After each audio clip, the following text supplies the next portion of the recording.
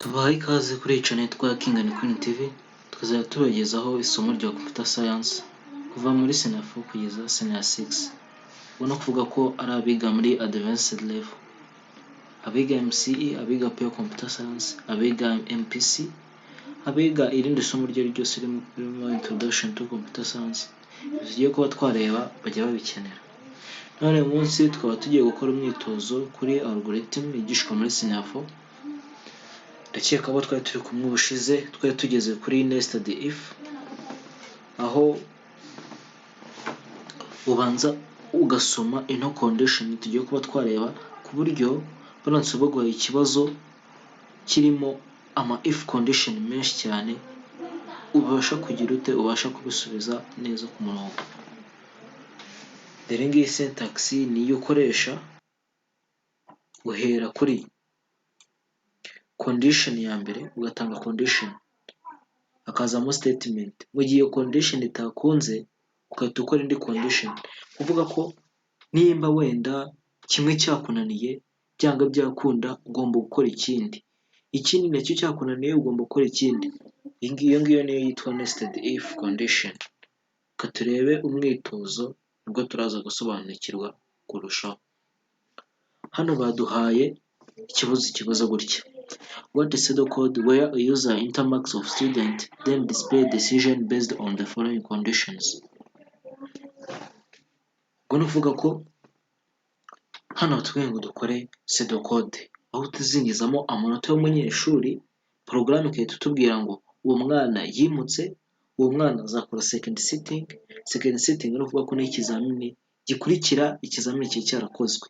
Kuvuga ko niba warakoze ikizamini cya mbere ukabona agizemo amanota makeya, wakora icya kabiri wabasha kugitsinda ukahita ubasha kugira ute, ukahita ubasha kuba wakwimuka, cyangwa se wagitsindwa icyo cya kabiri ukahita ubasha kuba wasimbuka. Icyo kivuga ko nicyo bisobanura ko second sitting.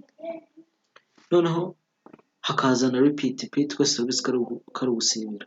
Circuit ni nko kwirukanwa nk'amanota mabi cyane, bikaba ariko mvuga ko ari kwirukanwa ko nta manota ari munsi cyane, bigaragara ko hari umunyeshuri ugize amanota make cyane, bigaragara ko ari weak cyane bikabije.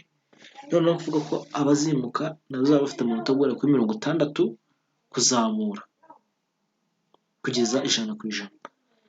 Ubwo ni ukuvuga ko greater or equal ni ukuvuga ko amanota ari hejuru cyangwa se angana. Ubwo kuri 30 kuzamura niwe uzimuka. Munsi ya 60 kugeza kuri 50, ubwo greater or equal 50 aba ari hejuru ya 50 cyangwa se abangana na 50. Ubwo kuri 50 kugeza kuri 59.9 abanyeshuri bazakora second sitting, aricyo cya kizamini cya kabiri.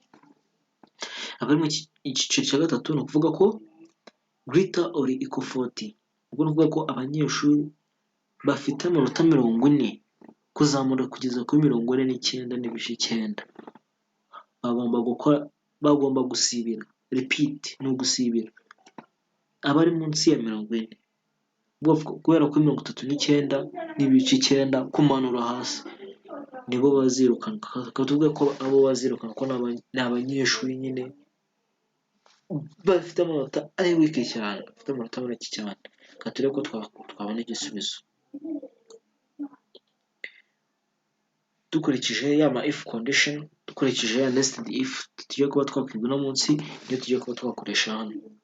Start irazwi, start cyangwa se kuvuga begin.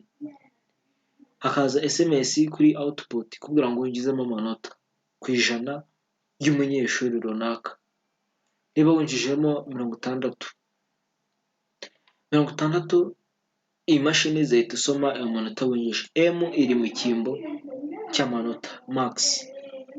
Niba winjijemo 60 izahita ijya kureba ese ayo manota 60 yaba aruta cyangwa se angana na 60. Yego. Noneho niba iyo condition ikunze nibwo izahita itanga ino output iri munsi y'ino if condition. Uyu munyeshuri yimutse. Nimba umunyeshuri yagize amanota 58, ubwo imashini izasoma ayo manota imenye ko 58 bibiri ijye kuri condition ya mbere. Ese ayo manota 50 aruta 60 cyangwa se amanota 50 angana na 60. Reka niba condition idakunze rero izahita iza hano kuri no condition ya kabiri. Else if bitari ibyo noneho hari 58 aruta 50 cyangwa se angana na 50 aruta 50. Yego niba iyo condition ikunda ubwo SMS izakuza kuri output izakubwira ko umunyeshuri azajya gukora second sitting.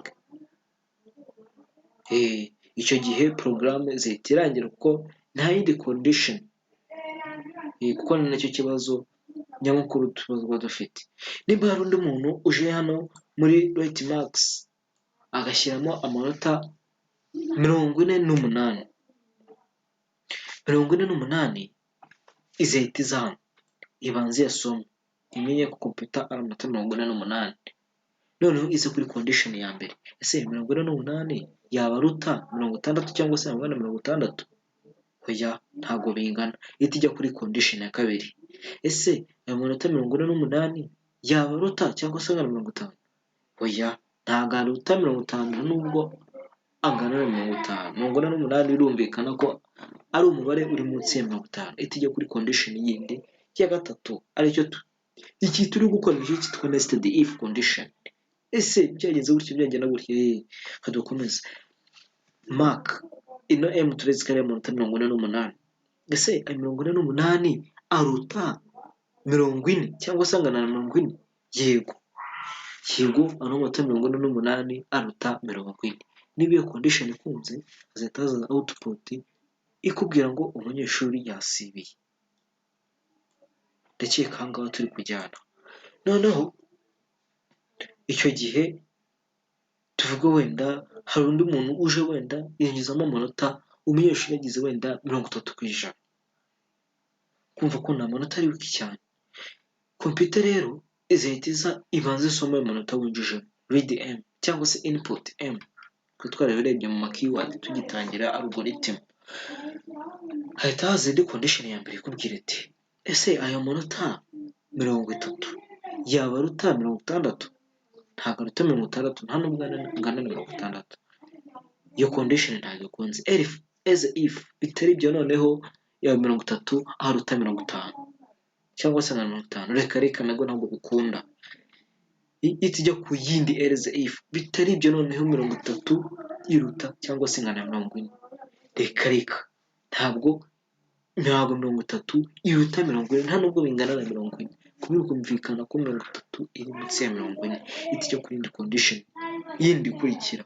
Else if bitari ibyo noneho 30 iri munsi ya 40 less. Kano kamenyetso tutumenyetso twose twari twiza mu operators zita relation operators. Rero noneho iyo condition niba bihura, niba 30 koko iri munsi ya 40 y'amanota y'umunyeshuri, uwo munyeshuri yabaye circuit.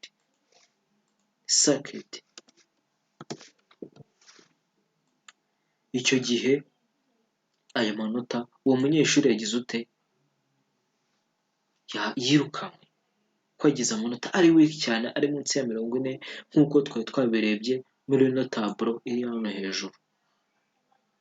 Rero noneho mu gihe hagize undi muntu uza akinjizamo ibindi bintu bitari amanota, akinjizamo wenda alphabet kabambwiye kwinjizamo amanota, akinjizamo alpha A, akinjizamo special character no kuvuga twa tumenyetso, udutangaro, utubazo n'uduki twose twitwa utu special character, akaza akakinjizamo hano. Umva ko condition hano ibintu byose uzaba wabizambije ko hano uzajya kuridinga m igiye kuridinga amanota, ntabwo izaba igiye kuridinga ayo special characters cyangwa se ayo alphabet characters.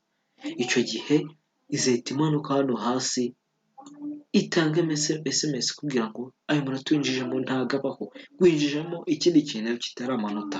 Niyo mpamvu rero akana nk'aka ngaka ugomba kukitaho default message mu gihe yinjijemo ikintu kidahuye n'icyo yasabwe na porogaramu. Hashobora kuza indi SMS imubwira ko ibintu yinjijemo bitashobotse. Kumva ko uba ukeneye no gufunga and if, umva ko porogaramu ikaba iratunganye. Rero mwakoze kuba mwabanye natwe.